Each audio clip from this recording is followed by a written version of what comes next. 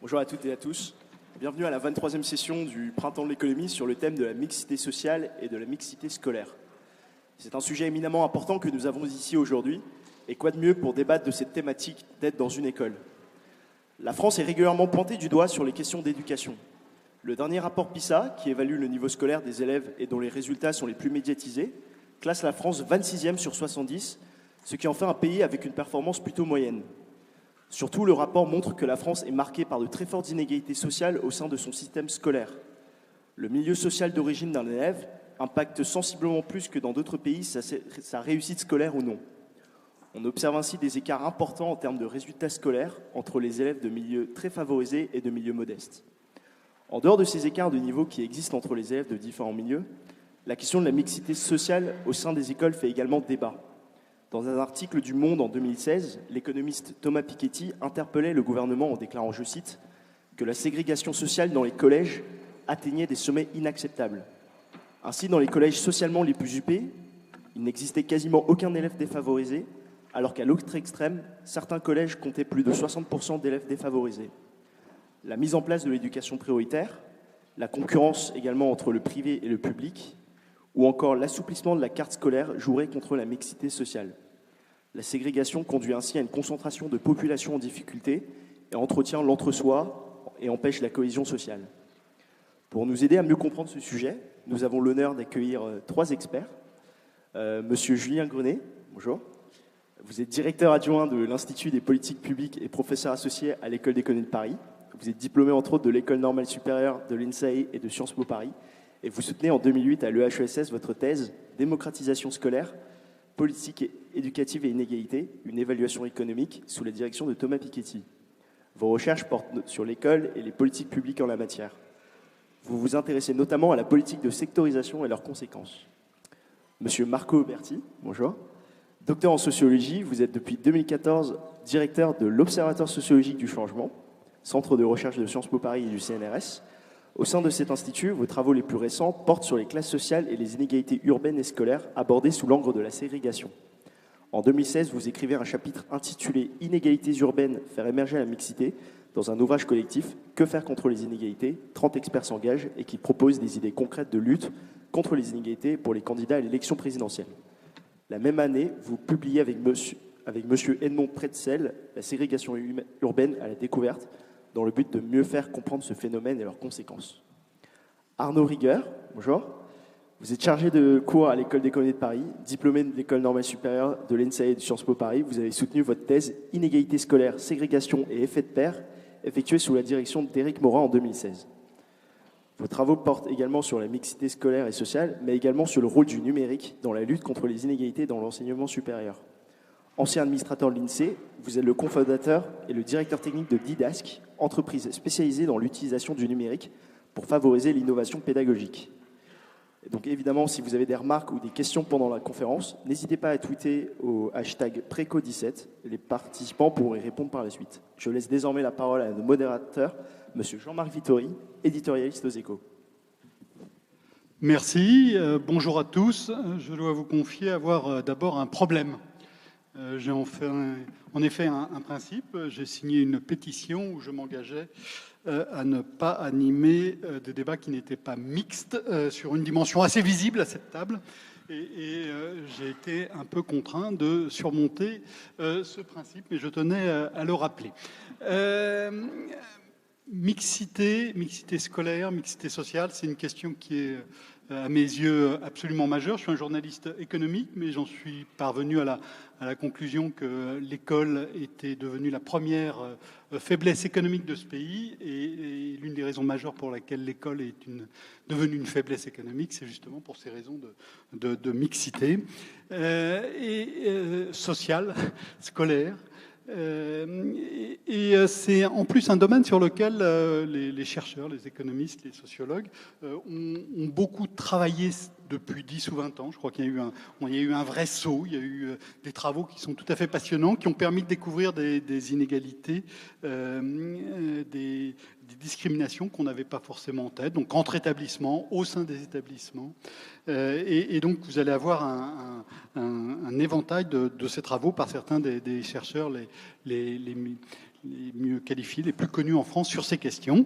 Donc trois interventions, hein, et puis ensuite on sera en questions-réponses avec donc 3 exposés pour expliquer différentes dimensions de la question, hein, un panorama assez large des questions de ségrégation avec Arnaud Riegert, avec Marco Berti, on sera sur les questions sur la dimension résidentielle davantage, et Julien Grenet, vous allez nous raconter l'un des travaux que vous avez fait qui porte sur un sujet que beaucoup d'entre vous devez connaître puisqu'il s'agit de ce qui se passe sur les affectations dans les lycées, la proportion de boursiers, enfin des questions qui ne vous sont sans doute pas totalement étrangères.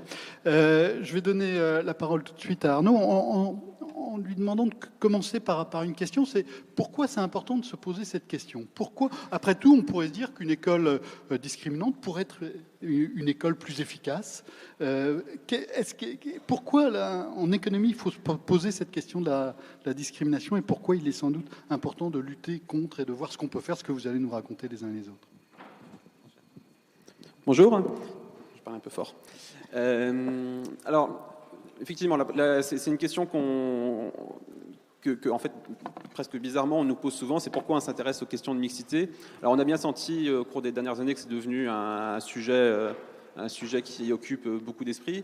Je dirais, la question de l'efficacité scolaire, aujourd'hui, c'est celle qui est la plus débattue, c'est celle sur laquelle on n'a pas vraiment de consensus sur est-ce que c'est bien, par exemple, de faire des classes de niveau, est-ce que c'est bien de regrouper les élèves ensemble en fonction de leur niveau. Bon, il y a quelques expérimentations qui ont été faites ici et là, mais toujours dans des contextes très différents. Et donc, aujourd'hui, la question de savoir les classes de niveau, est-ce que ça a une efficacité pédagogique ou non, elle n'est pas complètement résolue. Après, il y a d'autres dimensions qui, aujourd'hui, nous poussent vraiment à chercher la mixité sociale dans le système scolaire français. La première chose, c'est tout simplement que le système scolaire français, il a été pointé par beaucoup comme étant un des plus inégalitaires, on l'a dit tout à l'heure. C'est-à-dire que la réussite scolaire des élèves est très fortement liée à leur origine sociale. Je pense que je n'apprends rien à personne.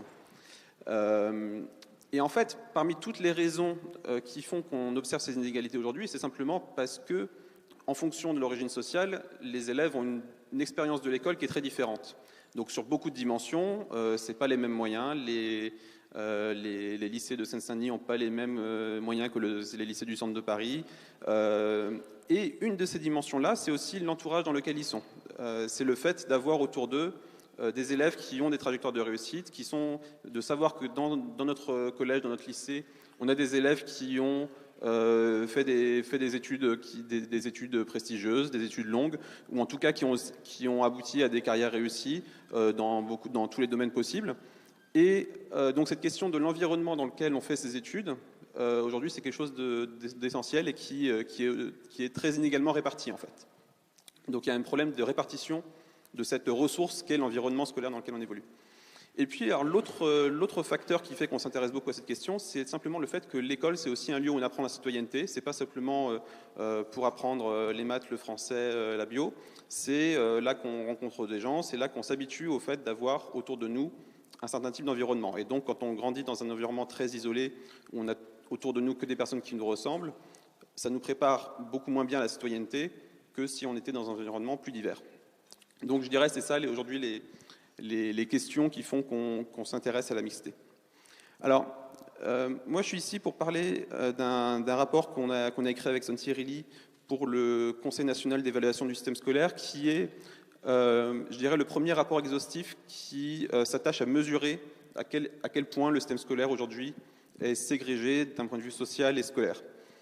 Donc, c'est le premier rapport qui fait ça sur tout le territoire français, au collège, au lycée, en regardant les inégalités entre les établissements, mais aussi à l'intérieur des établissements entre les classes, et qui regarde à la fois le public et le privé.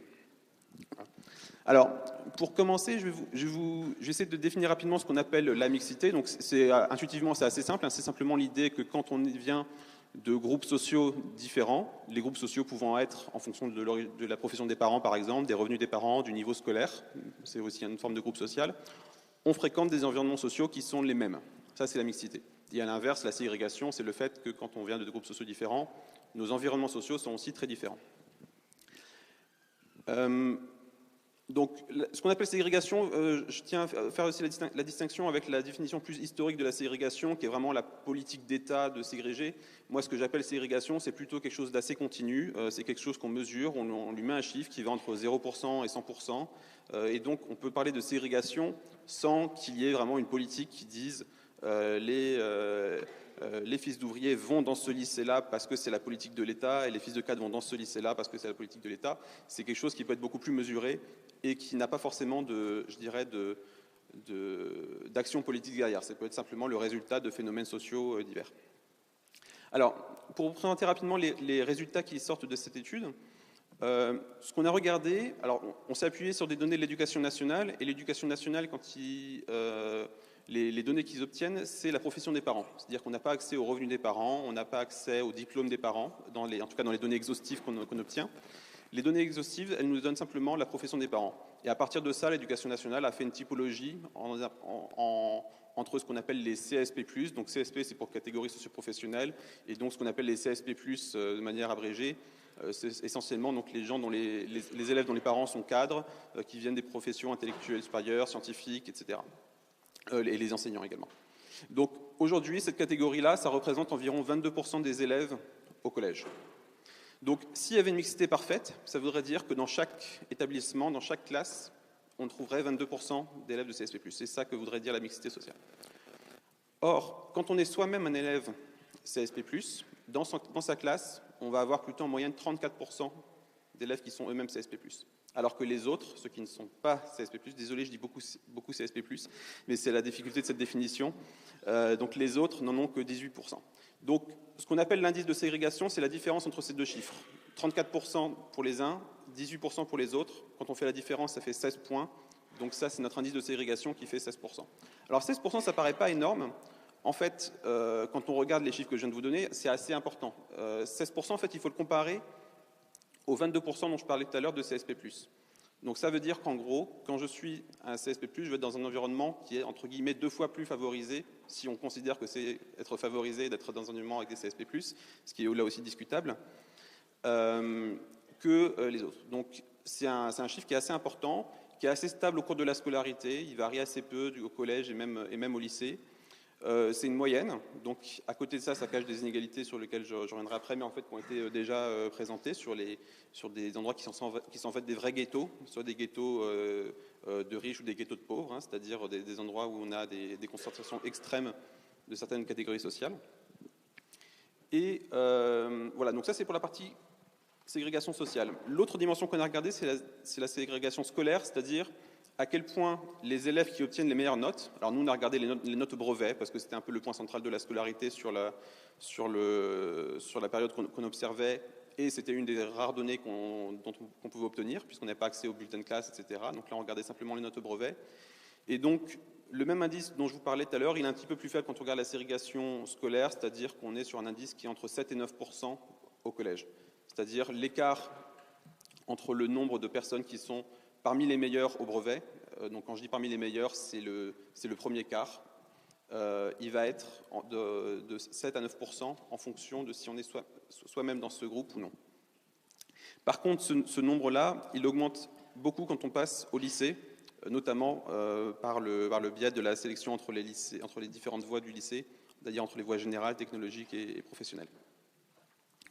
Donc, voilà, comme je disais, c'est une moyenne. Je ne vais pas revenir sur les ghettos comme ça a déjà été dit. Je vais juste dire un mot sur le rôle du privé, qui est un sujet qui intéresse toujours beaucoup de monde. Donc, ce que vous savez probablement, c'est que le privé, de manière générale, accueille un public plutôt plus favorisé. On est entre 32 et 37% de CSP+, au collège, dans les collèges privés. Mais en fait, quand on regarde à l'échelle nationale, le rôle du privé, c'est-à-dire que si on essayait de supprimer un petit peu cette différence entre le secteur privé et le secteur public, ça n'explique qu'environ 10% de la ségrégation sociale entre tous les établissements de France. Alors, là où ça peut paraître étonnant, c'est parce qu'en fait... Alors qu'il y a combien, quelle est la proportion d'élèves qui est dans le privé ? C'est 20% environ. Voilà, c'est 20%. Il y a 20% d'élèves qui sont aujourd'hui dans le privé, et donc cette séparation, effectivement c'est important de le rappeler, explique 10% de la ségrégation. Donc l'idée c'est simplement que oui, il y a des gros écarts entre le secteur public et le secteur privé, mais il y a encore plus d'écarts entre les établissements du secteur public d'une part. À l'intérieur de tous ces établissements-là, vous avez une énorme variété de composition sociale dans ces établissements-là. Et encore plus, d'ailleurs, dans le privé, c'est-à-dire qu'aujourd'hui, quand on parle du secteur privé, c'est aussi un secteur qui est très hétérogène. Il y a beaucoup de variétés à l'intérieur des établissements privés. Alors, la dimension supplémentaire qu'on a regardée également, c'est tout ce qui est intra-établissement, c'est-à-dire les différences de composition entre les classes d'un même établissement. Alors, ce qu'on observe, c'est que quand on regarde la ségrégation sociale, donc en fonction de la profession des parents, le fait de regarder, de prendre en compte les différences entre classes, ça va augmenter, si vous voulez, le chiffre de la ségrégation que je vous ai présenté tout à l'heure d'environ 20%. Donc, c'est-à-dire que c'est une dimension qui est relativement faible par rapport à l'amplitude des différences entre établissements, qui elle, donc, vient notamment de la ségrégation territoriale, donc je pense que Marco reviendra dessus. Mais là, je dirais que la dimension sociale, aujourd'hui, ce n'est pas, a priori, le critère qui structure la composition des classes à l'intérieur des établissements. Par contre, quand on regarde les inégalités scolaires, là, les disparités entre classes sont aussi importantes que les disparités entre établissements. C'est-à-dire que alors, je vous avais dit, elles étaient un petit peu moins fortes, hein, c'est-à-dire que les disparités entre établissements, d'un point de vue scolaire, restaient limitées. Mais par contre, quand on rajoute cette couche de la ségrégation à l'intérieur des établissements, alors elle devient, c'est-à-dire que là, on a par contre des classes qui sont très hétérogènes. Donc ça, c'est le phénomène que vous connaissez assez bien, c'est ce qu'on appelle les classes de niveau. Alors, ce qui est assez intéressant aussi sur les classes de niveau, c'est que contrairement à la ségrégation sociale, qui est un phénomène plutôt urbain, les classes de niveau, c'est quelque chose qu'on observe absolument partout, sur tous les territoires, urbains, ruraux. Dans les départements d'outre-mer, c'est là où c'est le plus important, même, ça explose complètement. Donc voilà, aujourd'hui, on a des énormes différences de classe niveau. Alors, collège, lycée, là, il y a des paritaires, ouais. des évolutions. Alors, en fait, ça évolue, je dirais, en parallèle, c'est-à-dire qu'il y a la ségrégation entre établissements est beaucoup plus forte au lycée qu'au collège, dans la dimension scolaire, et c'est la même chose pour les ségrégation intra-établissements. Voilà. Alors qu'on pourrait croire qu'au lycée, en fait, une fois qu'on a fait la séparation entre les différentes voies du lycée, il y aurait moins besoin de ségrégation entre les classes. En réalité, ce qu'on observe, c'est qu'il y a encore les bonnes premières S et les premières S des gens de plus en plus en difficulté. Même chose dans les voies professionnelles. Il y a encore une séparation qui se fait à tous les niveaux. Alors, ce qu'il faut avoir en tête quand même, c'est que ces classes de niveau, elles peuvent se produire en partie par hasard. Parce que quand vous avez 5 classes de 30 élèves, c'est pas énorme. Et donc, si on a un écart de 1, 2, 3 élèves qui vont dans une classe plutôt qu'une autre, ça a des conséquences, je dirais, chiffrées qui sont pas négligeables. Donc, on a pris un autre indicateur pour savoir à quel point il y avait vraiment une pratique active de classes de niveau dans l'établissement. Donc, ce qu'on a fait, c'est que pour chaque établissement, on a refait les classes au hasard, on a tiré au sort les classes, on a regardé qu'est-ce que ça donnerait comme niveau d'inégalité, de disparité entre les classes. On a fait ça 100 fois et on a comparé cette distribution avec les distributions réelles. Et donc, ce qu'on observe, c'est que dans à peu près la moitié des établissements, donc on a regardé ça au collège essentiellement, dans la moitié des collèges, les disparités qu'on observe entre les classes, elles ne peuvent pas s'expliquer par le hasard. Donc il y a vraiment une pratique consciente et voulue de faire des classes de niveau. Je ne dis pas que c'est bien ou pas bien, en tout cas c'est ce qu'on observe. Alors le mécanisme qui est derrière ça, vous le connaissez probablement, c'est essentiellement le fait de faire des classes en fonction des options et des langues. Donc il y a 3 grosses options qui sont assez structurantes, qui sont les classes bilingues en 6e, un petit peu l'option en latin en 5e, mais c'est pas tant que ça. Par contre, les options européennes en 4e, qui sont voilà, les 4... donc qui sont 4 options qui sont très marquées socialement, c'est-à-dire que les personnes qui choisissent ces options sont très souvent des élèves dont les parents sont des cadres, et qui, du coup, une fois qu'ils sont dans les établissements, vont se retrouver dans des classes dédiées. Alors, justement, on a essayé de voir à quel point c'était vrai, cette idée qu'on entend beaucoup que dans les collèges, il y a la classe bilingue et les autres classes. Ce qu'on observe, c'est que, globalement, on a entre un quart et la moitié des établissements qui regroupent effectivement ces élèves-là dans le minimum de classes possible. Donc, essaye vraiment de les regrouper au maximum. On a à l'inverse environ un quart d'établissements qui essayent de les disperser complètement de dire, par exemple, si j'ai 10 élèves qui font allemand, je ne vais pas tous les mettre dans la même classe, je vais en mettre 2 dans chaque classe, par exemple. Donc ça concerne une petite minorité. Et on a ensuite tout un ventre mou, je dirais, qui va pas les regrouper au maximum, va pas non plus les disperser complètement, mais qui va avoir quelques classes germanistes et quelques classes dans lesquelles il n'y aura pas de germanistes, par exemple. Quand je parle de germanistes, c'est parce qu'en général, l'option bilingue, dans plus de 90% des cas, c'est des gens qui font anglais et allemand. Donc voilà, c'est ce qu'on observe. Alors, ça, malgré tout, même si, je dirais, la concentration des élèves n'est pas complète, c'est-à-dire qu'on n'a pas toujours tous les élèves dans la même classe, ça crée malgré tout des hiérarchies entre les classes, même si on a une moitié de classe germaniste et une moitié qui ne l'est pas. Et ça, c'est quelque chose qui est, je pense, qu'on observe très, très fortement quand on est élève. On le sait très bien quand on est dans la bonne classe, entre guillemets, ou dans la mauvaise classe. C'est un sentiment qu'on a chacun au cours de notre scolarité. On sait ce qui se passe. Et donc, cette ségrégation intra-établissement, c'est pour ça que j'insiste un petit peu dessus, c'est qu'elle est, aujourd'hui, on en a conscience, mais dans le pilotage des politiques de ségrégation, on a des expérimentations actuellement en cours pour essayer de faire de la mixité sociale, c'est-à-dire, je pense que Julien en parlera notamment, où on essaye donc de recréer de la mixité sociale dans les établissements. Le risque derrière, c'est qu'à l'intérieur de ces établissements-là, qui accueilleraient plus de mixité si on y arrive, derrière se recrée de la ségrégation par le biais des classes de niveau, sachant que ça, c'est quelque chose qui est entièrement dans les mains des proviseurs, qui, eux, font face à beaucoup de contraintes. Il faut bien l'avoir en tête aussi. Il y a des contraintes d'emploi du temps. Ce n'est pas toujours facile de mettre tous les élèves qui ont une option donnée dans toutes les classes. Et puis aussi une contrainte dans l'autre sens de dire, si je suis en train de conclure, si je ne fais pas cette séparation, les gens ne voudront plus venir dans mon lycée, dans mon collège. Voilà, donc ça, c'est vraiment un enjeu de politique publique qui est en tout cas de prendre en compte à la fois les ségrégations entre les établissements et à l'intérieur des établissements. Je peux m'arrêter là. Merci Arnaud. Donc, état des lieux de la ségrégation collège-lycée, avec donc des ségrégations qui sont relativement fortes.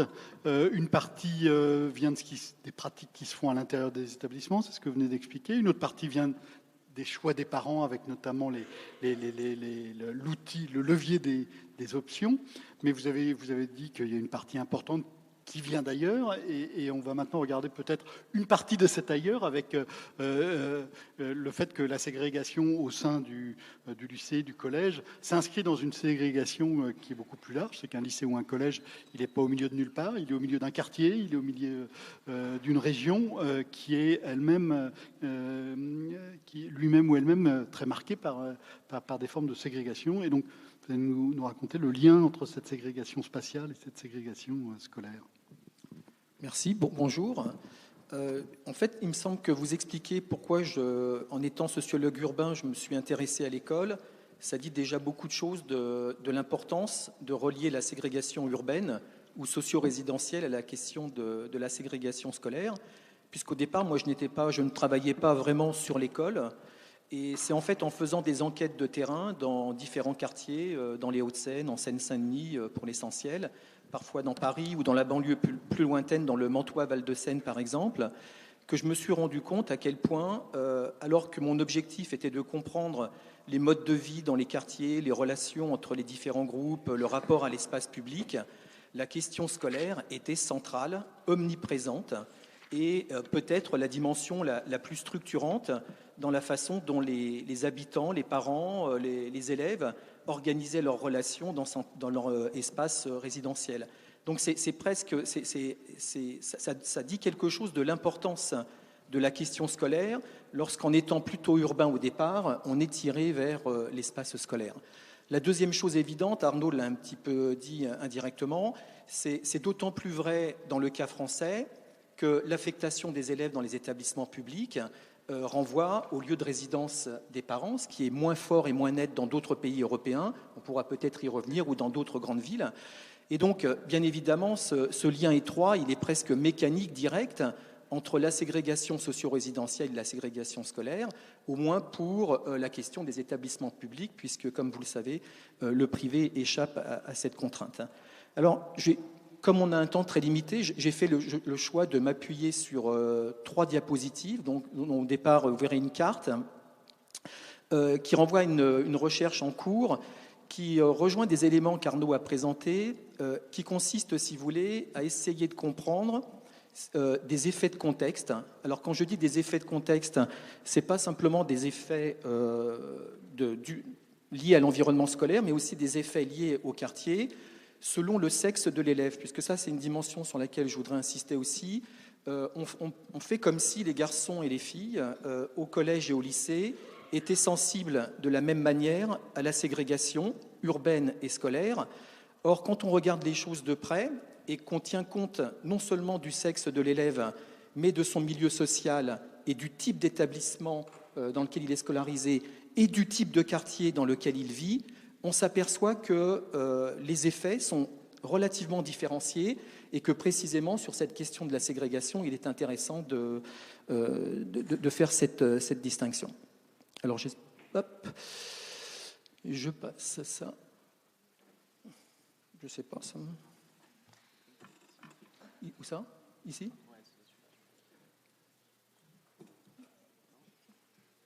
Ça ne marche pas trop.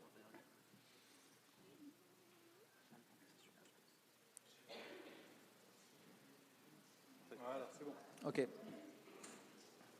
Alors, vous connaissez tous très bien ce territoire, puisque vous avez là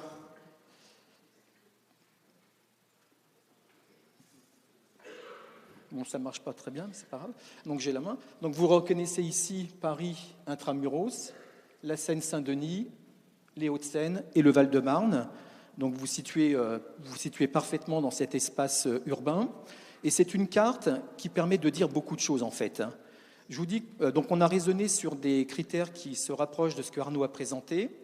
Nous avons fait, vous avez ici un dégradé avec les taux. Nous avons utilisé le taux de réussite avec mention bien et très bien au brevet des collèges, qui en fait sont des indicateurs assez nets de la performance d'un collège.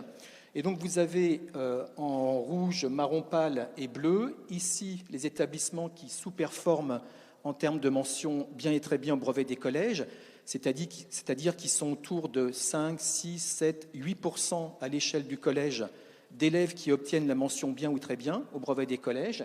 Et plus vous montez vers les bleus, plus on se rapproche vers des établissements qui sont à 55, 60, 65% de mention bien et très bien au brevet des collèges.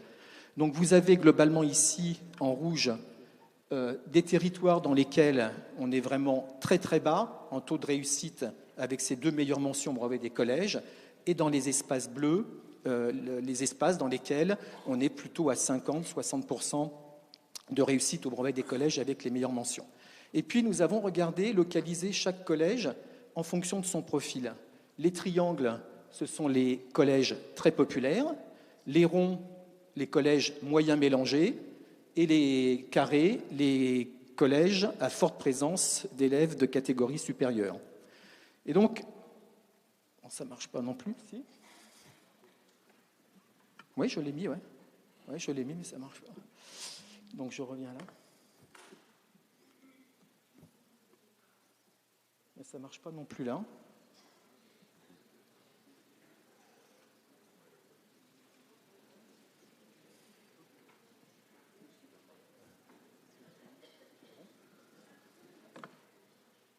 Je suis désolé, mais...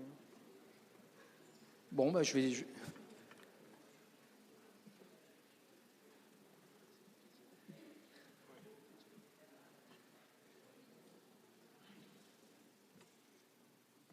Bon, désolé, Ah si, quand même, ça a l'air de carré. Très bien. Voilà, super. OK.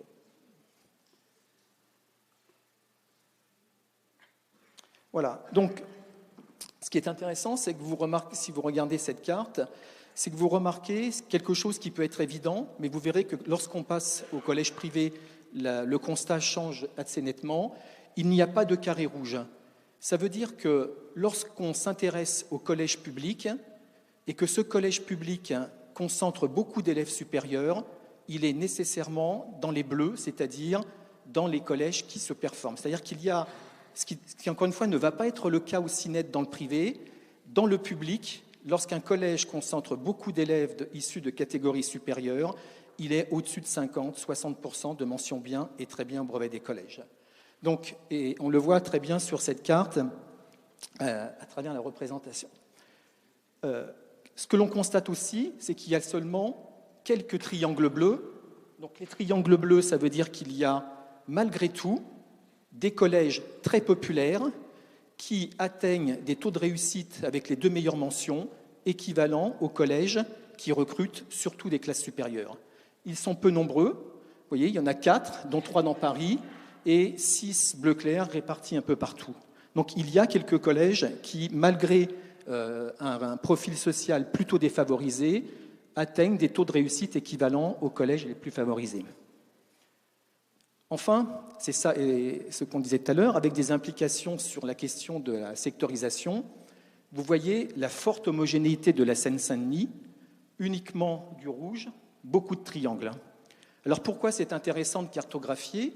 Puisque vous voyez que dans un territoire comme celui-ci, on peut élargir les secteurs scolaires, on peut les redécouper dans tous les sens. Il va être beaucoup plus difficile de créer de la diversité mesurée ici à travers la réussite au brevet des collèges, comparativement à d'autres espaces, on le verra tout à l'heure sur l'aspect résidentiel, beaucoup plus contrasté. Enfin, vous aurez remarqué aussi que là où nous ne sommes pas très loin de cette partie nord-est de Paris, il n'y a aucun carré bleu. Ça veut dire que dans cette partie de Paris, il n'y a aucun collège public qui rentre dans la catégorie des collèges supérieurs en termes de profil social.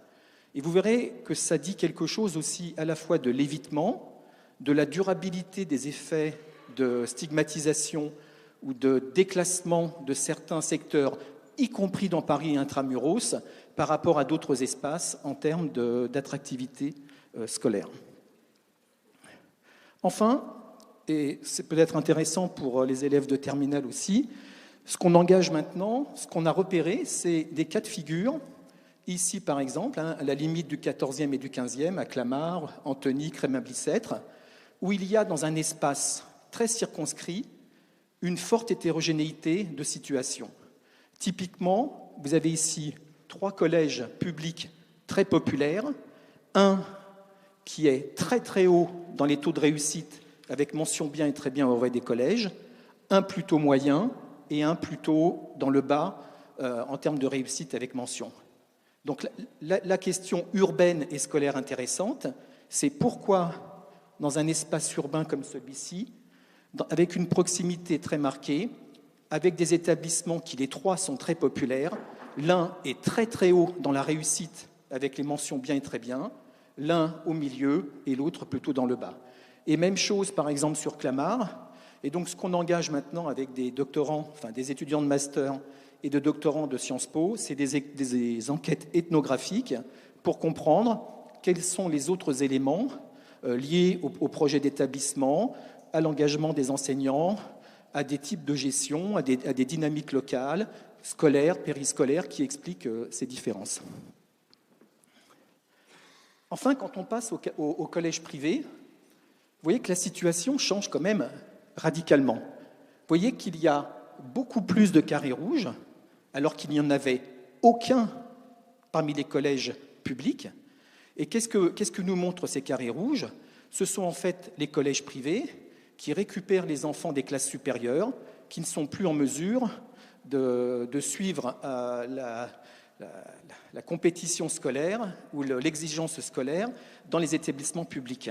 Donc vous voyez que ce qui est intéressant, c'est à profil social équivalent dans le privé, nous avons vraiment 2 types d'établissements très contrastés, des collèges privés qui concentrent beaucoup d'élèves issus des catégories supérieures qui obtiennent de très bons résultats, mais aussi beaucoup d'autres collèges de même profil social qui sont très très bas en termes de réussite avec l'une des 2 meilleures mentions.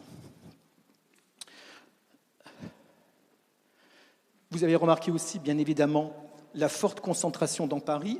Alors pourquoi c'est important? Je suis souvent interpellé par mes collègues états-uniens sur cette question du rapport public-privé concernant l'enseignement en France. D'ailleurs, lorsqu'on leur explique que l'essentiel de l'enseignement privé est financé sur fonds publics, les collègues américains ont parfois des surprises. Et la deuxième chose, c'est la question de la répartition.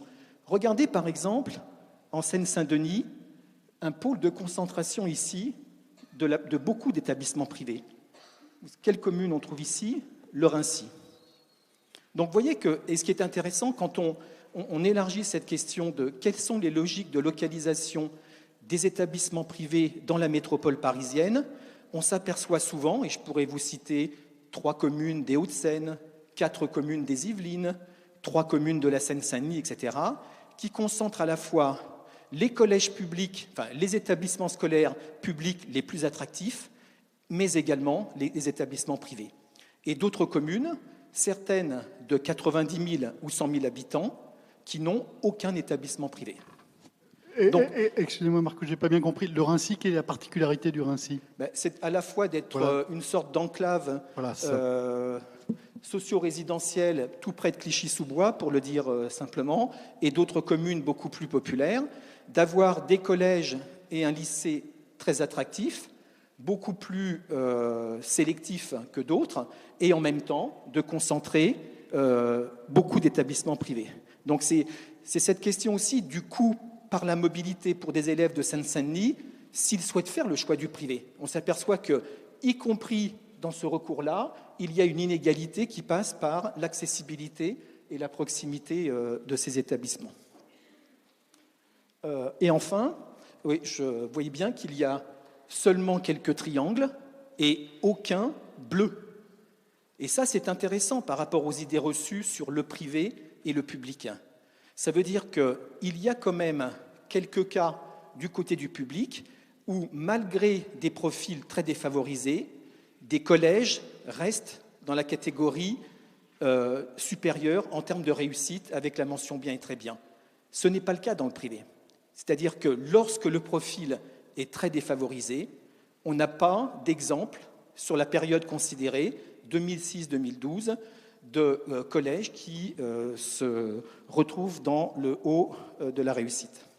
Alors, j'en arrive au cœur de l'argumentation, de ce qui m'avait été demandé, c'est-à-dire quel rapport entre la ségrégation socio-résidentielle et d'autres formes de territorialisation des inégalités scolaires abordées ici sous l'angle de la réussite au brevet des collèges. Qu'est-ce que nous dit cette carte? Les espaces bleus, ce sont les espaces supérieurs, à très forte présence de cadres et professions intellectuelles du supérieur dans leur diversité. Donc vous voyez bien la répartition des espaces supérieurs.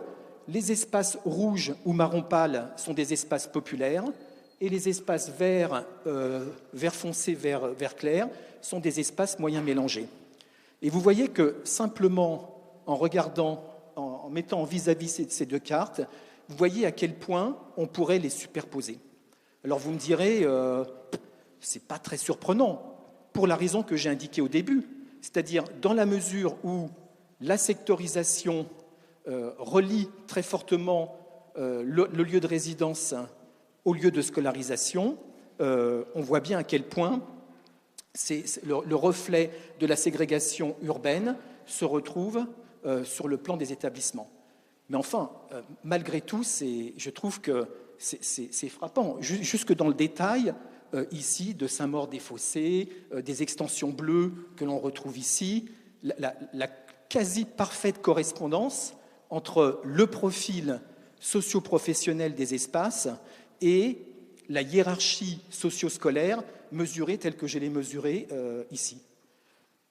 Alors, mais le plus inquiétant, et ça rejoint l'argumentation aussi d'Arnaud, c'est que la ségrégation scolaire ne fait pas que refléter la ségrégation urbaine, elle l'amplifie. Et je n'ai pas le temps ici d'insister sur une autre façon de mesurer cette différence entre l'espace résidentiel et l'espace scolaire, mais lorsqu'on met en vis-à-vis la ségrégation des enfants d'ouvriers vis-à-vis des cadres, comparativement à celle de leurs parents dans l'espace résidentiel, elle passe de 0,5 à 0,7. Ça veut dire que les enfants de ces mêmes catégories sociales sont plus ségrégés dans l'espace scolaire que ne le sont leurs parents dans l'espace résidentiel. Ça dit beaucoup de choses. Je termine, puisqu'on m'a rappelé à l'ordre, sur cette diapositive, où là, elle paraît compliquée, mais elle ne l'est pas du tout. Qu'est-ce que nous avons fait? Nous avons regardé uniquement sur les collèges publics des Hauts-de-Seine ce que devrait être le poids des enfants d'ouvriers s'il y avait un respect parfait du secteur scolaire. Et qu'est-ce que l'on constate? Alors j'ai volontairement caché ici, vous avez le nom de la commune et du collège. Je l'ai caché parce que je ne suis pas encore en mesure de diffuser ces données. J'ai vraiment envie de les diffuser, et pas simplement pour les Hauts-de-Seine. Mais je ne peux pas le faire pour le moment. Mais qu'est-ce que disent ces données? Vous voyez que, par exemple, vous avez ici un collège qui devrait avoir à peu près 25% d'enfants d'ouvriers dans l'établissement et qui arrive à près de 60. Même chose pour celui-ci. Et vous voyez qu'à chaque fois, c'est ce que j'ai mis ici, en distinguant en rouge des communes populaires, en vert des communes moyennes, en bleu des communes favorisées. Nous avons beaucoup de communes populaires qui devraient déjà accueillir beaucoup d'enfants d'ouvriers et qui en accueillent encore beaucoup plus. C'est quand même impressionnant quand vous avez un établissement où il y a près de 70% d'élèves dont les parents sont ouvriers. Je vais m'arrêter là.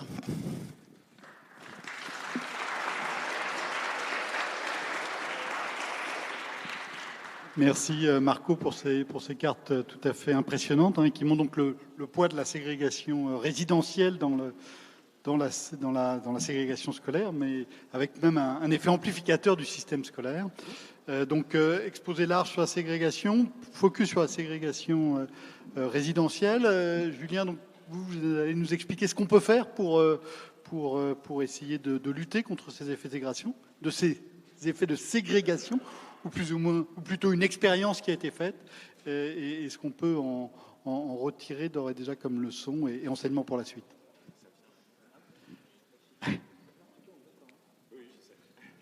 Je rappelle que vous pouvez poser vos questions, que Yéline renverra #Tréco17. Voilà.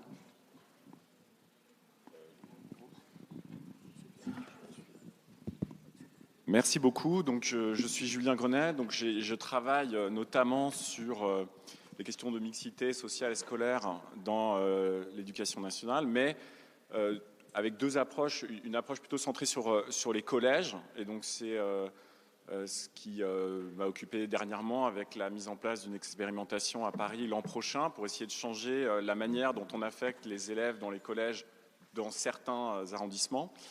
Mais aujourd'hui, étant donné qu'on est dans le lycée Turgot, je me suis dit que j'allais plutôt parler de l'autre volet de mes recherches qui concerne plutôt les lycées. Je pense que beaucoup d'entre vous êtes familiers avec la procédure Affelnet.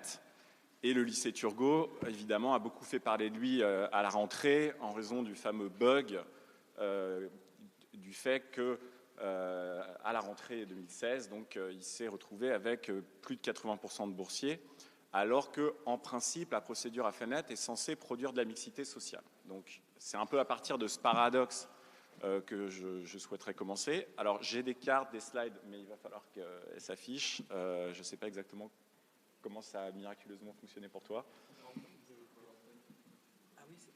Ah bon? PDF.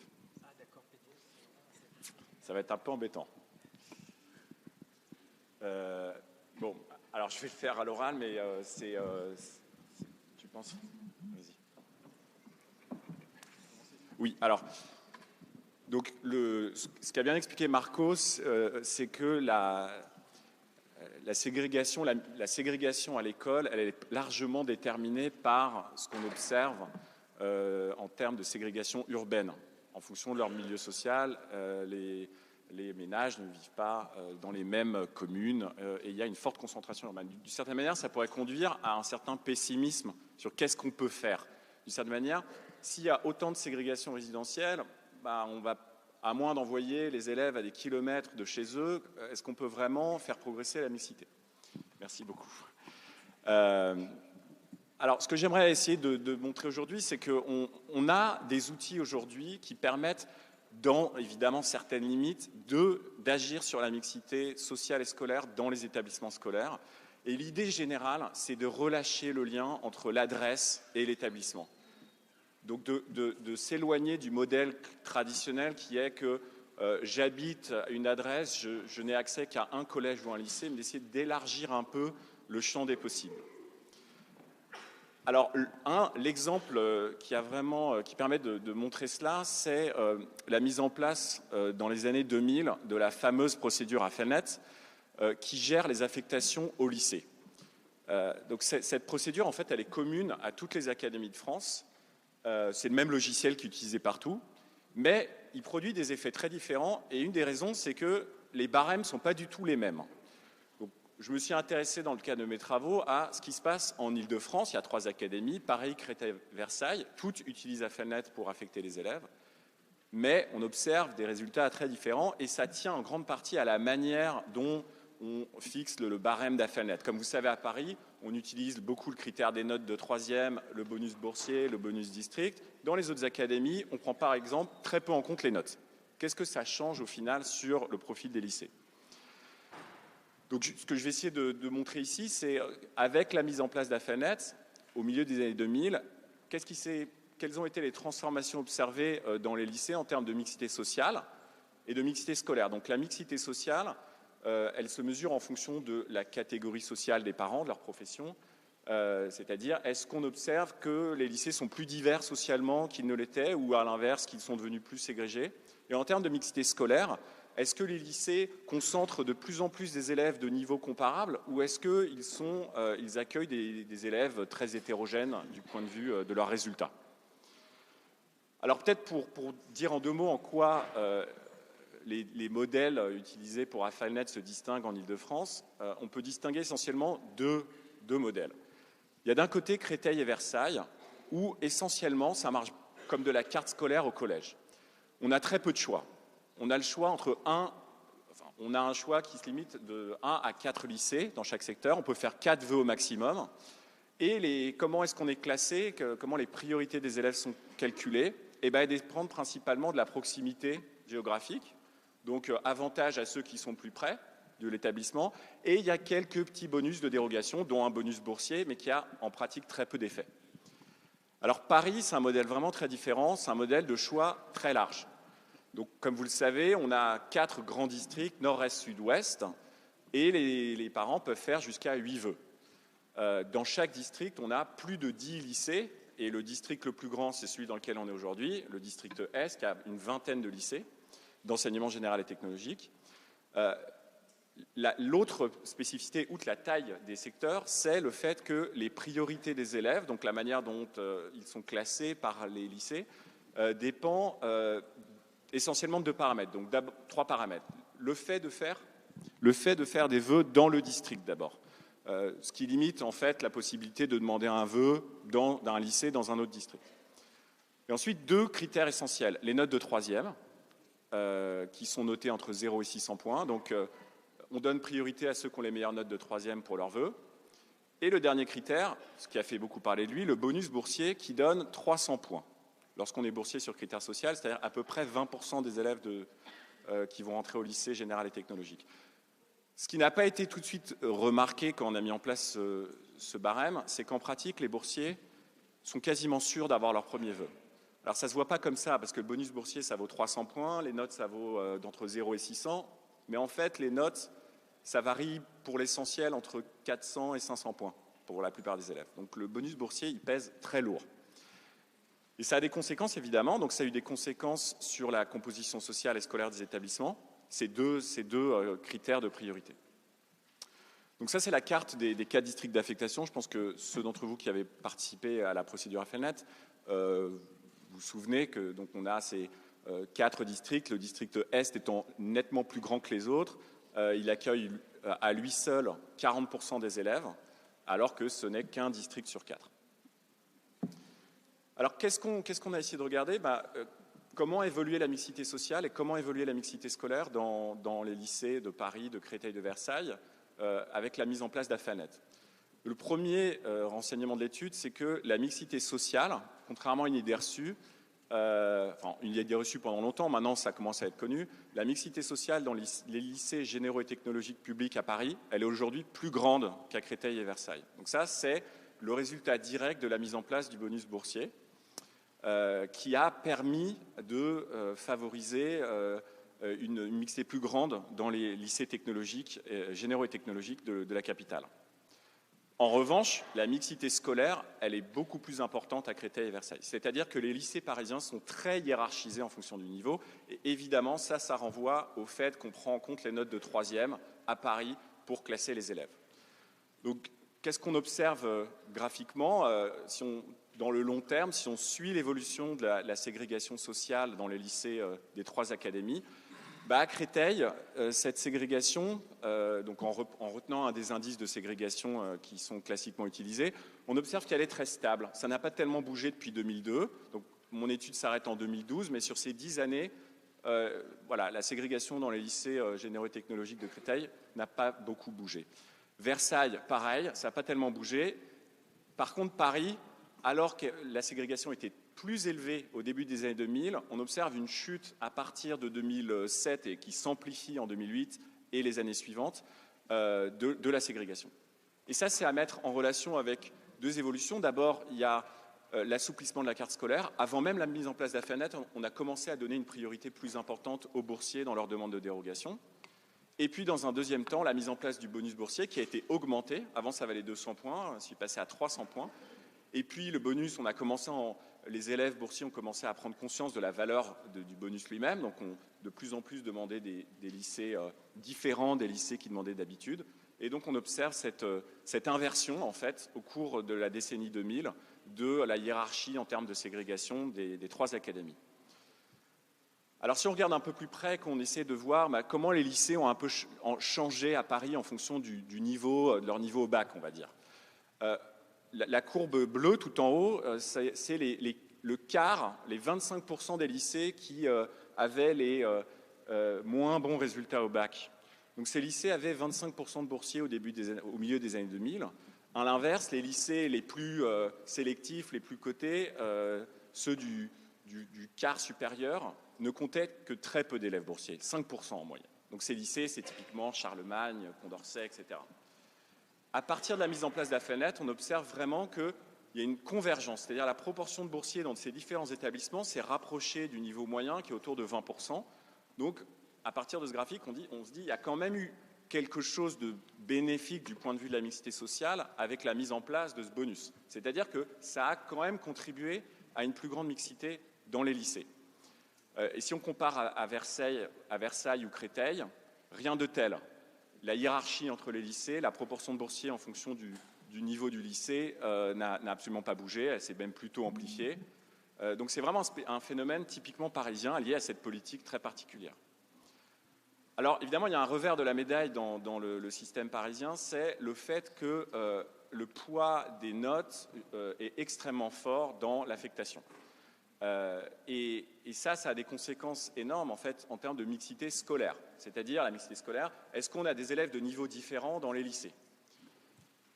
Et ça, ce graphique représente donc un indice qu'on peut calculer assez facilement pour mesurer à quel point les élèves d'un même lycée sont très proches du point de vue de leur niveau scolaire. On observe que cette ségrégation scolaire, elle est 4 fois plus forte à Paris que dans le reste de l'Île-de-France. Et c'est l'académie où ce niveau est le plus élevé. Et ça renvoie directement au poids des notes, c'est-à-dire qu'à partir du moment où les élèves sont classés par notes, on observe tout de suite une hiérarchisation des lycées qui existait avant Affelnet, mais qui a été amplifiée par le côté automatique, informatisé de l'affectation. Donc si on décompose, on a fait un exercice de décomposition, je ne vais pas rentrer dans le détail de cet exercice, mais ce qu'on observe, c'est qu'il n'y a pas que ça. C'est-à-dire que la prise en compte des notes, c'est-à-dire la partie violette, elle explique une partie non négligeable de cette ségrégation scolaire à Paris, mais il y a d'autres choses qui jouent. Il y a notamment le fait qu'il y a tout un tas de lycées, de secondes spécifiques, d'options, qui ne rentrent pas vraiment dans Affelnet ou qui ont des critères particuliers. Et ces secondes, typiquement les secondes internationales, européennes, rugby, musique et danse, les classes à BIBAC, etc., toutes ces classes recrutent sur dossier, ou en grande partie sur dossier, et ça contribue beaucoup déjà à une ségrégation scolaire importante. Et puis un autre phénomène qu'il ne faut pas non plus négliger, c'est le fait qu'en fonction de leur niveau, les élèves ne font pas les mêmes vœux. Et ça explique une partie non négligeable de la ségrégation scolaire, c'est-à-dire que les élèves, ils adaptent un peu leurs vœux en fonction de leur propre niveau, et du coup participent un peu à alimenter ces écarts de niveau entre établissements. Alors maintenant, qu'est-ce qu'on peut critiquer aujourd'hui dans le fonctionnement du système AFELNET et notamment à Paris? Parce qu'on voit qu'il a eu des effets positifs du point de vue de la mixité sociale. En même temps, il suscite beaucoup de critiques et beaucoup d'entre elles sont vraiment légitimes. Une première critique, je pense que vous avez partagé pour l'avoir pratiqué, ce logiciel, c'est le manque de transparence. Le fait qu'il est très difficile de calculer son nombre de points, on ne sait pas très bien comment les notes sont converties en points, on ne sait pas quelles sont les barres d'admission dans les différents lycées. On se dit bien, il faut avoir une certaine moyenne pour entrer dans tel lycée, mais c'est pas public, donc comment je fais mes vœux? Et puis aussi un manque de lisibilité très important sur comment tourne l'algorithme, comment ça marche. Est-ce qu'il faut que je fasse attention sur mes vœux? Est-ce qu'il faut que je fasse un vœu de sécurité pour mon premier vœu? Est-ce qu'il faut que je classe de façon sincère mes vœux? Et ça, c'est vraiment un défaut majeur parce que ça pénalise les parents qui n'ont pas d'informations et les élèves qui, souvent, sont d'origine plus défavorisée. Une autre critique importante, c'est le manque d'équité du système qui tient à différents paramètres. D'abord, le fait que les districts sont très déséquilibrés. Comme vous l'avez vu, le district Est, il est beaucoup plus gros que les autres, il est beaucoup plus hétérogène que les autres et il a beaucoup plus de lycées. Et ça pose des vraies difficultés parce qu'on a un autre problème dans AFELNET, c'est qu'on ne peut pas faire plus de 8 vœux. Or, dans le lycée Est, on a une vingtaine de lycées, donc ça veut dire qu'il faut faire attention de ne pas se rater. Si on n'a pas un de ces 8 vœux, on se retrouve au deuxième tour et on doit refaire des vœux et on peut regretter de ne pas avoir fait plus attention au premier tour. Et ça pénalise beaucoup les élèves qui ont des notes les plus basses en troisième, qui se retrouvent en partie non affectés à l'issue de la procédure. Et le manque d'équité vient aussi de cette multiplication des options, des secondes spécifiques qui rendent le système très illisible et qui nécessite d'y passer des heures pour comprendre où se situe telle et telle classe, telle option, comment je peux faire pour contourner les contraintes d'AFELNET. Et je pense que ça, c'est également une critique majeure qu'on peut formuler. Et puis, il y a les effets pervers du barème lui-même. Alors, on a déjà vu, le poids des notes contribue énormément à la ségrégation scolaire à Paris, ce qui fait qu'on a une hiérarchisation dont on peut se demander si elle est parfaitement justifiée. Ce fait qu'il faille 16 de moyenne pour entrer dans tel lycée, 14 pour tel autre. D'une certaine manière, un peu plus de mixité scolaire, une demande de plus grande mixité scolaire s'exprime beaucoup de la part notamment des associations de parents d'élèves. Et puis, un autre effet pervers qui a fait parler de lui l'année dernière et sur lequel je vais revenir 2 minutes, c'est le fameux bug lié au bonus boursier. Le problème de l'approche qui a été adoptée à Paris pour faire de la mixité sociale, c'est qu'on a fait ce bonus qui permet aux boursiers d'avoir automatiquement leur premier vœu. Mais on voit bien que la mixité, ce n'est pas donner un avantage tout le temps des uns sur les autres. La mixité, c'est un équilibre. Donc si tous les boursiers se mettent à demander en premier vœu le même lycée, le lycée devient 100% boursier, ce qui n'est pas du tout l'objectif initialement recherché. Et c'est bien ce qu'on a vu récemment dans le district Est, où là, sur ce graphique, je vous représente pour une sélection des lycées du district Est, la proportion de boursiers qu'il y avait en 2007 et la proportion qu'on a en 2016. Alors on voit d'un côté des choses intéressantes, c'est-à-dire que les lycées qui avaient le moins de boursiers, ils en ont beaucoup plus aujourd'hui. Donc ça, c'est l'effet positif sur la mixité du bonus. Donc Charlemagne, qui avait 10% de boursiers en 2007, il en a 39% en 2016. Hélène Boucher, Arago, Sophie Germain ont progressé. À l'inverse, les lycées qui en avaient beaucoup en ont beaucoup moins aujourd'hui, Bergson, Voltaire, Colbert. Mais au milieu de tout ça, on a cet énorme bug, le lycée de Turgot, qui avait une proportion assez importante de boursiers dès 2007, 30%. Il faisait partie des lycées qui en avaient le plus. Mais en 2016, on est passé à 80. Alors, D'après ce que j'ai compris, il y a plusieurs explications possibles, notamment une qui est qu'il y aurait des effets de réputation positifs sur Turgot, un article du Parisien, ou des éléments qui auraient pu faire que le lycée Turgot a attiré beaucoup l'attention et que les vœux se sont tout à coup concentrés sur ce lycée. Alors, si on regarde les évolutions dans le temps, on voit bien pour les lycées qui avaient le moins de boursiers, Charlemagne, Bourchier, Ravel, on voit bien l'effet d'Affelnet où la proportion a bondi en 2008 et puis ensuite a continué à progresser. Les lycées qui en avaient le plus, à partir de l'année 2008, de moins en moins de boursiers dans ces lycées. Et Turgot, pas grand-chose à signaler jusqu'en 2015, si ce n'est une augmentation tendancielle. Et puis, voilà, 2016, un saut absolument considérable, qui évidemment appelle une réponse du point de vue du barème, de la manière dont on traite le bonus. Alors, quelles améliorations on peut envisager pour conclure ? La première, c'est évidemment plus de transparence. C'est une demande qui est exprimée par les élèves, les parents, et qui finalement est une condition nécessaire pour que ces procédures de choix régulés fonctionnent efficacement. Donc, permettre aux élèves de calculer, d'avoir une idée du nombre de points qu'ils vont avoir, publier les barres d'admission pour se dire est-ce que j'ai des chances pour ce lycée ou pas, expliquer mieux comment marche l'algorithme, parce qu'aujourd'hui c'est très obscur, ça ressemble à une boîte noire, alors que cet algorithme en fait il n'est pas mauvais en lui-même et il a été conçu pour justement que les parents et les élèves n'aient pas à se demander comment classer leurs vœux. La meilleure stratégie, c'est de classer vraiment dans le bon ordre. C'est pas très intuitif, on se dit attention, si j'ai pas mon premier vœu, je vais perdre ma priorité. En fait, c'est pas vrai. Et ça, c'est vraiment très mal expliqué. Davantage d'équité dans le système, rééquilibrer les districts. Le district Est est beaucoup trop gros, beaucoup trop divers. Pourquoi pas rebasculer certains arrondissements sur les districts Ouest et Sud? Pourquoi pas créer un 5e district? Il y a différentes approches possibles, mais en tout cas, le système actuel, il crée un déséquilibre très important. On voit tous ces problèmes, ces bugs à répétition se passent toujours dans ce district.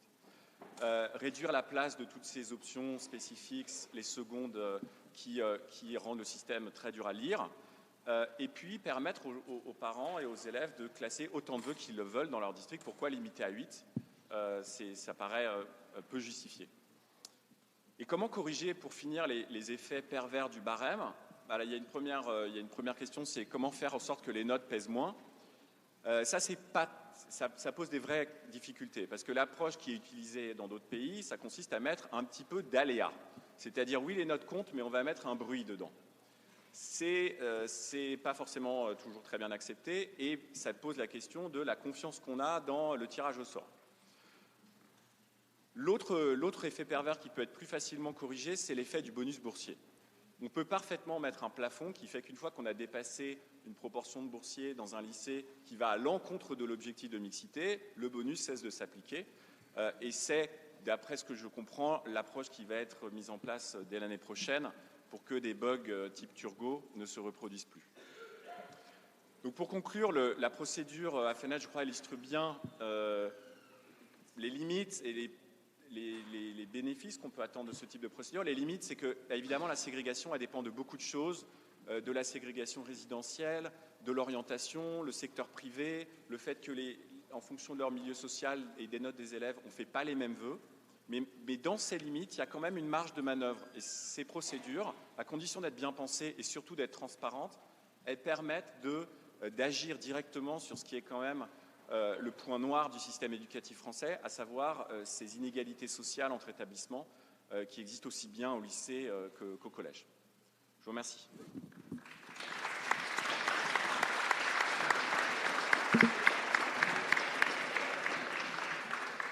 Merci Julien. Avant de passer la parole à Yéline pour vos questions et puis aussi vous passer la parole en direct, je voudrais juste un élément de comparaison internationale. Vous l'avez évoqué, Julien, à l'instant, Marco l'avait évoqué aussi. Est-ce qu'il y a une spécificité française sur la ségrégation scolaire? Est-ce qu'on a des éléments de comparaison qui permettent de le mettre en lumière? On a des éléments de comparaison. Alors, sur le fait qu'en France, en fonction de son origine sociale, on a des résultats très différents, on a une détermination plus forte. Ça, PISA le documente bien. Et dans le dernier classement PISA, donc la France était le pays où le déterminisme social de la réussite scolaire était le plus élevé sur les 70 pays testés. Donc c'est quand même considérable. Sur la ségrégation scolaire, c'est-à-dire est-ce que les établissements sont très différents du point de vue scolaire et social, c'est plus difficile à mesurer parce qu'il faut quand même des catégories un peu comparables. Mais il y a un nouvel indicateur dans PISA qui le fait. Mais curieusement, la France est le seul pays pour lequel cet indicateur n'est pas calculé. Alors il y a des chercheurs belges qui se sont amusés à le faire quand même. Et ce qui sort, c'est qu'effectivement, la France a un niveau de ségrégation entre établissements qui est un des plus élevés du monde aussi. Marco, est-ce que ça reflète une ségrégation spatiale qui est très différente de ce qu'elle peut être dans d'autres pays? Pas simplement, c'est ça qui est intéressant. Donc, il y a un numéro de la revue Housing Studies qui va sortir et qui compare Helsinki, Copenhague, Londres, Paris, Milan. Et je voudrais m'arrêter sur le cas de Milan, que je connais plus particulièrement. Ce qui est intéressant, c'est que ça s'ajoute à ces questions de ségrégation résidentielle des questions plus qualitatives de crispation des parents vis-à-vis de l'enjeu scolaire et qui ont à voir aussi avec la façon dont le système éducatif français est structuré, avec des hiérarchies très fortes entre les grandes écoles et les autres, la grande porte, petite porte, filière sélective, pas sélective. Et le cas italien est intéressant de ce point de vue-là, parce qu'il n'y a pas, où il y a quelques exemples de grandes écoles, mais globalement, le système est moins structuré sur cette logique-là, et il y a eu donc une moindre hantise des effets de la sectorisation. Et l'enquête vient de se terminer sur Milan. Il n'y a aucun enjeu d'être dans le lycée A, B ou C dans une grande ville comme Milan. Donc ça, c'est intéressant aussi de voir à la taille d'une ville comme celle de Milan, des parents beaucoup plus relâchés, beaucoup moins crispés sur ce que sera le choix du lycée ou du collège pour leur enfant. Donc la comparaison, elle est intéressante aussi de ce point de vue-là. Donc autre élément d'explication intéressant et important qui est la façon dont le système scolaire est organisé et vécu oui. par les parents, par les enfants. Oui, je pense que les lycéens qui sont là le savent bien. Ce qui est quand même impressionnant, on le voit encore là, actuellement dans les enquêtes qualitatives, c'est de voir à quel point c'est émotif, c'est profond, c'est vraiment une crispation, une préoccupation qui donne lieu, durant des entretiens, à des situations dont on n'a pas l'équivalent dans d'autres pays. Il me semble que la France a un rapport très particulier à l'école, des attentes extraordinaires vis-à-vis de l'école pour la promotion de leur enfant, leur trajectoire, leur réussite professionnelle, qui me semble tellement disproportionnée que ça crée quand même quelque chose de très particulier en termes de tension, de crispation qu'on ne retrouve pas de façon aussi marquée dans d'autres pays européens. Ça c'est très clair. Très intéressant. Il y a une question que vous avez récupérée par Twitter. Merci. Oui, alors beaucoup de réactions pour ce débat. Donc, par rapport à Affelnet, évidemment, les gens voient bien que le système n'échappe pas aux critiques. On peut d'ailleurs faire un parallèle avec APB, qui est réservé au lycée et pour les études supérieures. Donc, on voit véritablement une espèce de mise en place de stratégie, en fait, pour essayer d'avoir les meilleures écoles, notamment les classes de seconde spéciale, etc. Une question un peu plus technique qu'on a eue également, c'est par rapport à la carte qui a été montrée. Pourquoi est-ce que vous avez d'autres cartes en dehors de la région d'Île-de-France? Beaucoup de personnes voudraient savoir si vous avez notamment fait d'autres recherches dans d'autres régions. Et enfin, une question un peu plus directe qui est venue de la part d'un élève, que c'était est-ce que justement on pourrait supprimer les écoles privées pour améliorer, très grand débat, pour améliorer justement la mixité sociale et scolaire. Merci. Peut-être sur la dernière question, je pense qu'un petit graphique illustre bien le débat sur la place du privé. Arnaud a bien dit tout à l'heure que le privé, il joue pas le même rôle partout. Il y a des régions en France où le privé, il contribue pas particulièrement à la ségrégation, alors qu'il occupe une place importante en termes de scolarisation. La Bretagne, par exemple, il y a 50% des collégiens en Bretagne qui sont dans le privé, et privé et public ont la même composition. Mais il y a des grandes villes où le privé, pour le coup, il contribue beaucoup à la ségrégation. Si on regarde Paris, donc ce graphique, il montre la proportion, donc dans les 175 collèges publics et privés de Paris, chaque barre, c'est un collège, et chaque barre montre la proportion d'élèves de catégorie défavorisée. Donc vous voyez qu'on va de 0% à peu près à 63% à Paris, ce qui est l'écart le plus élevé de France. Et les barres rouges, c'est les collèges privés. Donc vous voyez que les collèges privés, ils sont quasiment tous à gauche. C'est-à-dire qu'en moyenne, un collège privé, il a 3% d'élèves défavorisés à Paris. Un collège public, il a 23%. Donc le privé, oui, contribue. Alors, est-ce qu'il faut supprimer le privé pour y parvenir? Comme vous savez, la suppression du privé, ou plutôt, pas la suppression, le fait d'imposer une carte scolaire au privé, d'imposer ce type de contraintes a conduit à des manifestations d'ampleur en France. Il y a un vrai tabou sur cette question. Mais aujourd'hui, on a quand même des leviers possibles. Il y a un levier, c'est d'abord le financement. C'est-à-dire que les établissements privés, ils sont principalement sous contrat. Et il est possible de moduler le financement du privé avec des règles de recrutement social, c'est-à-dire fixer des seuils qui permettent de moduler au moins une partie du financement. Et puis il y a une autre approche qui consisterait à dire, si on commence à permettre aux élèves de choisir entre leur lycée ou choisir entre leur collège public, qu'est-ce qui empêche de mettre dans sa liste un établissement privé et du coup que le privé soit soumis à des critères semblables au collège public? C'est quelque chose qui n'est pas impossible techniquement. Et il y a certaines académies en France qui commencent à aller dans cette direction. Par exemple, l'Académie de Bordeaux, dans Affelnet, à Bordeaux, pour le lycée, on peut classer du public et du privé dans la procédure. Ce qui n'est pas le cas à Paris. À Paris, on classe que des lycées publics.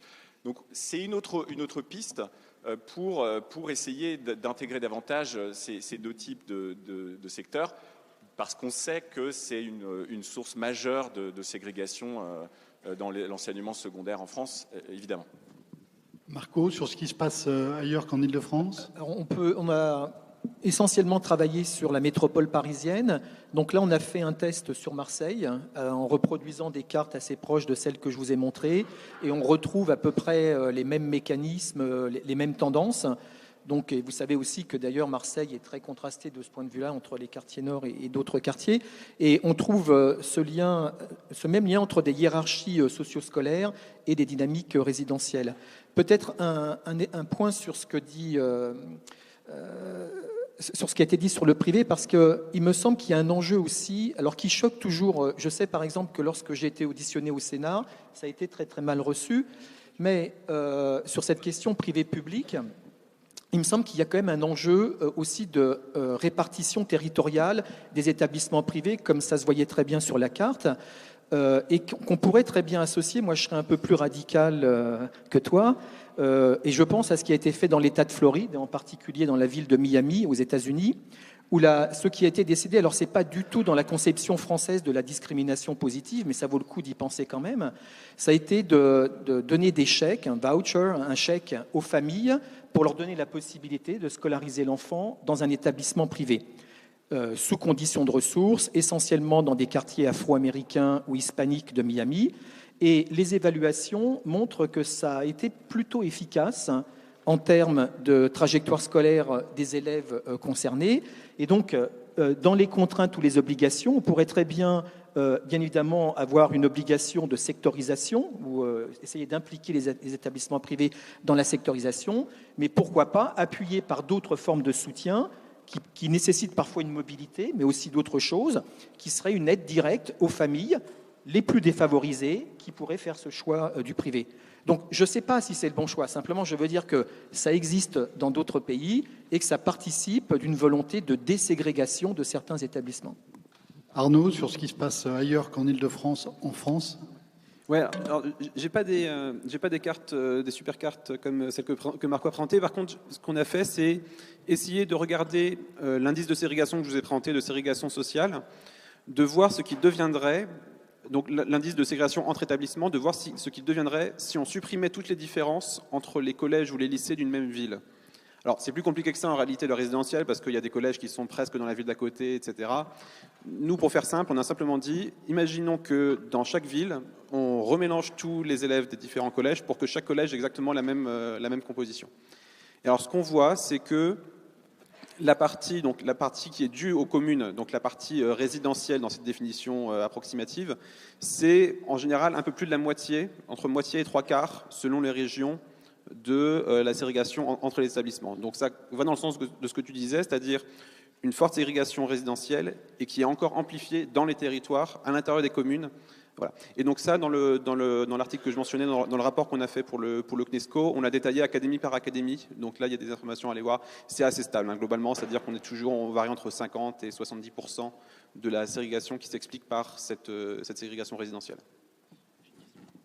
On va prendre une question de la salle, puis ensuite une autre question Twitter. Est-ce qu'il y a une question de la salle? Oui?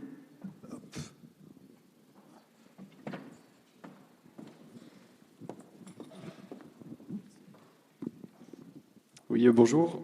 C'était pour savoir, est-ce que vous ne pensez pas qu'à force de vouloir réduire les inégalités scolaires, il ne puisse pas avoir un effet perverse de nivellement par le bas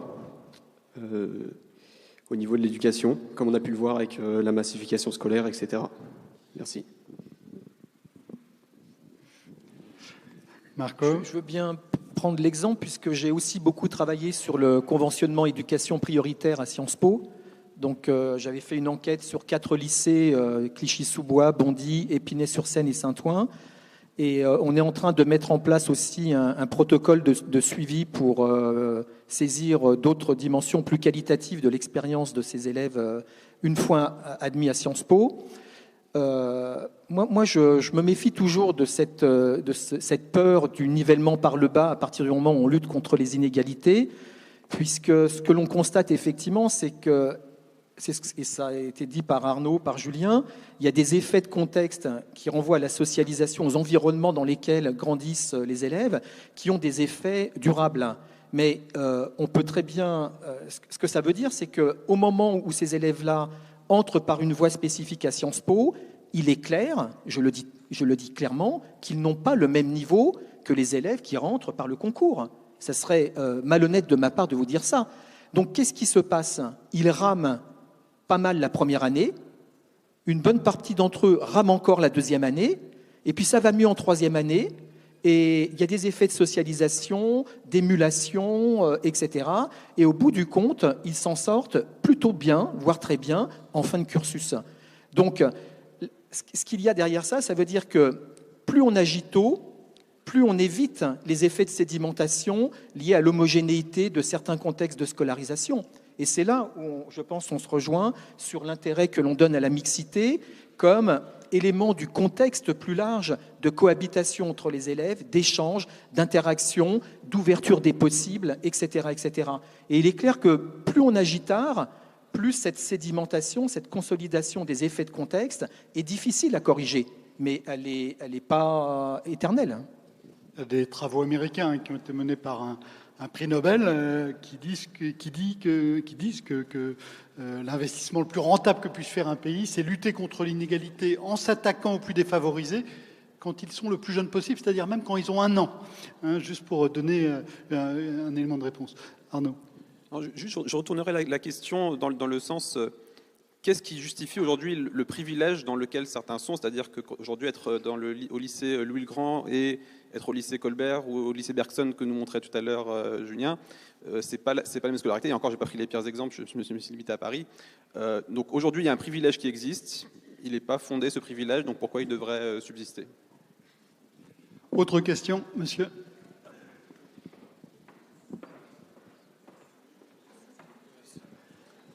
Bonjour. En fait, c'est dans le livre La préférence pour l'inégalité, François Dubé dit que même si on n'est idéologiquement pas pour les inégalités, nos actions contribuent à celles-ci. Est-ce que vous pouvez donner des idées pour, en sachant ça, qu'est-ce que vous avez comme idée pour réduire les inégalités scolaires, par exemple? Julien? Je crois que ce que vous décrivez, ce que décrit François Dubé par cette citation, c'est quelque chose qui est manifeste quand on regarde les collèges à Paris. C'est-à-dire qu'on peut souhaiter être dans des établissements mixtes, mais soi-même, par ses choix, contribuer à la ségrégation. Parce que ce qui est proposé aujourd'hui dans certains arrondissements, c'est en fait un choix binaire. Soit vous allez dans un collège ultra défavorisé, soit vous allez dans du privé ultra favorisé. Il y a beaucoup de parents qui, face à ce choix, ne sont pas très à l'aise. Ils disent « Non, mais moi, je voudrais quelque chose de mixte, mais là, vous me proposez 2 extrêmes. Mais entre les 2 extrêmes, je vais plutôt prendre l'extrême A, l'extrême, en gros, collège privé. Et je pense que justement, c'est là que l'intervention publique peut être positive, c'est-à-dire que parfois, ces choix individuels posent des problèmes de coordination et ils ont des effets collectifs désastreux. Et c'est ce qu'on a essayé de faire en proposant l'idée de la réforme des secteurs des collèges à Paris, c'est-à-dire essayer justement d'éviter qu'on donne aux parents que le choix dans certains arrondissements entre des collèges complètement ghettoisés d'un côté ou de l'autre. Donc juste pour asseoir mon propos, juste montrer un peu à quoi ressemble la carte des collèges du 18e, par exemple. Vous avez des collèges qui sont à 300 mètres les uns des autres, comme Roland d'Orgelès et Georges Clemenceau. Donc ils sont de part et d'autre du boulevard Barbès. Les points noirs représentent leur situation. Donc ils sont effectivement en plein centre.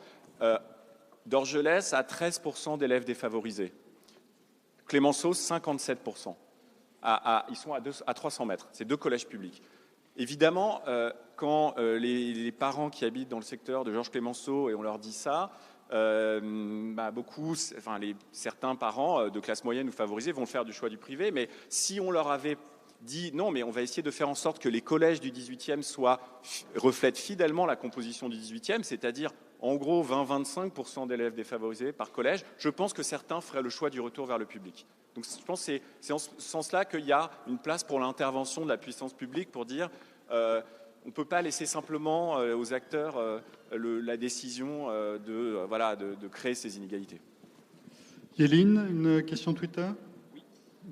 Alors, il y a un élève en terminale ES qui pose cette question concernant les lycées dits d'excellence qui produisent une forme de ségrégation scolaire vis-à-vis des boursiers. Que faire ? Juste peut-être là-dessus, effectivement, je n'ai pas précisé tout à l'heure, mais vous le savez tous, ceux qui avaient participé à la procédure Affelnet, qu'il y a 2 lycées parisiens qui ne sont pas dans Affelnet, c'est Henri IV et Louis le Grand. Je pense que c'est ces lycées-là que la personne que vous mentionnez avait en tête. Très sincèrement, il n'y a pas vraiment de raison aujourd'hui que ces lycées échappent à la règle commune, dans la mesure où, dans Affelnet, vu que c'est les notes qui jouent le plus, ils récupéreraient toujours les meilleurs élèves, ça, il n'y a pas de souci. Simplement, ça se ferait de façon transparente. Et l'argument qui est souvent invoqué pour dire Henri IV, Louis le Grand, ils ne peuvent pas être dans Affelnet parce qu'ils recrutent en dehors de Paris. Mais c'est très bien, mais c'est tout à fait possible de dire on a je sais pas, 20 places pour les élèves hors de Paris, et puis les places parisiennes, par contre, elles sont affectées attribuées via Affelnet. Donc je pense que là, il y a vraiment il y a un enjeu quand même de transparence qui fait cruellement défaut et qui rend le système peu acceptable aussi de dire il y en a toujours qui échappent à la règle. Voilà. Merci. On va prendre une dernière question. Je vais vous demander d'être encore un tout petit peu patient. Voilà.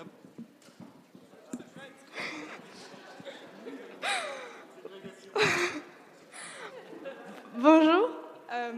Je voulais savoir si, avec le système Affelnet, où comme on classe tous les critères d'affectation, que ce soit par le secteur ou par les notes ou quoi que ce soit, on a bien vu que ça crée justement que ça empêchait la mixité sociale ou la mixité scolaire.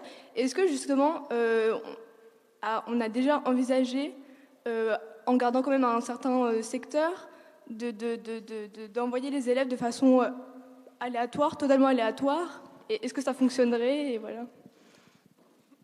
C'est une très bonne question. Ça se fait comme ça dans beaucoup de grandes villes. C'est-à-dire que le choix de l'aléa, c'est le critère résiduel, on va dire, quand une fois qu'on a utilisé des grands critères, type on va mettre les frères et sœurs ensemble, on est dans la zone, ensuite à l'intérieur d'une zone, on va tirer au sort. Ça se passe comme ça dans beaucoup de villes américaines, ça se passe comme ça dans certaines villes belges, ça se passe comme ça au Royaume-Uni. Et quand il y a eu des discussions pour faire des secteurs multicollèges à Paris, par exemple, là je vous montre un exemple, c'est les secteurs qui verront le jour l'année prochaine, donc il y aura des regroupements de collèges pour favoriser la mixité. Une des propositions, c'était de dire, les parents vont faire des vœux, mais on va tirer au sort pour savoir qui va où. Il y a une allergie incroyable au tirage au sort en France. Et je pense qu'il y a un certain nombre d'exemples qui ont vraiment nui à cette idée, c'est-à-dire que quand on pense à l'admission post-bac, le tirage au sort qui a lieu, évidemment, lui, il n'a pas de justification. On voit bien le problème. Dans l'admission post-bac, on tire au sort des élèves, sachant que, par exemple, en médecine, il y a 80% des étudiants qui ratent leur première année. et on va quand même tirer au sort pour savoir qui a le droit d'aller en médecine. Ça veut dire qu'on va refuser des élèves qui pourraient arriver pour prendre 80% d'élèves qui ne réussiraient pas. Ça paraît être un gâchis incroyable. Dans le secondaire, le tirage au sort, finalement, il peut être justifié au sens où est-ce que c'est un mauvais critère? Est-ce que c'est plus juste de prendre la distance, de prendre les notes, etc. Non.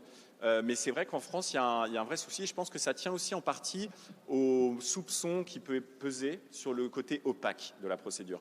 Aux États-Unis, le tirage au sort, la manière dont ça marche dans beaucoup de villes, c'est qu'on a une urne avec des boules et on les tire. Je ne sais pas si vous avez vu le documentaire Waiting for Superman. On voit une petite fille qui attend devant l'urne et on tire la boule pour savoir si elle peut aller dans cet établissement. Bon, c'est assez violent, mais au moins, on est sûr qu'il n'y a pas eu de fraude. Le tirage au sort qui est fait par un nombre aléatoire, voilà, il y a toujours des petits soupçons qui peuvent peser. Merci. On a bien vu que les formes de la ségrégation sont multiples, que c'est plus compliqué que ce qu'on peut croire à première vue, mais en même temps qu'on connaît ces formes de ségrégation de mieux en mieux, avec des travaux de plus en plus pointus. Pour terminer, je voudrais demander à chacun de nos intervenants une question toute simple pour partir avec peut-être un petit peu d'optimisme. C'est une raison d'espérer. Je commence par vous, Arnaud. Je pense qu'une raison d'espérer, c'est qu'une manière d'aborder ces questions de ségrégation, c'est de profiter du fait que certains sont prêts à faire des efforts à condition de les faire ensemble. Ce qui fait très peur dans la ségrégation, c'est qu'on n'a pas envie de se retrouver tout seul dans le lycée qui ne nous ressemble pas, dans un sens comme dans l'autre. Et aujourd'hui, les quelques collectifs qui existent de gens qui se disent volontaires pour aller faire des efforts, ils disent « nous on veut bien y aller, mais on va y aller ensemble ». Donc il faut qu'ils soient, je dirais, les personnes qui ont envie de faire cet effort-là, il faut qu'ils aient à l'inverse des garanties de bien se retrouver dans le même établissement et je dirais même dans la même classe.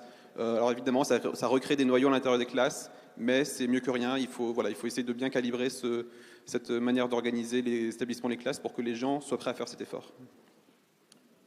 Je vais plutôt répondre en sociologue urbain, c'est-à-dire que je pense qu'on demande énormément à l'école dans la lutte contre les inégalités. Je pense que c'est important de faire, par exemple, le travail que fait Julien, d'accompagner et d'améliorer les mécanismes d'affectation des élèves.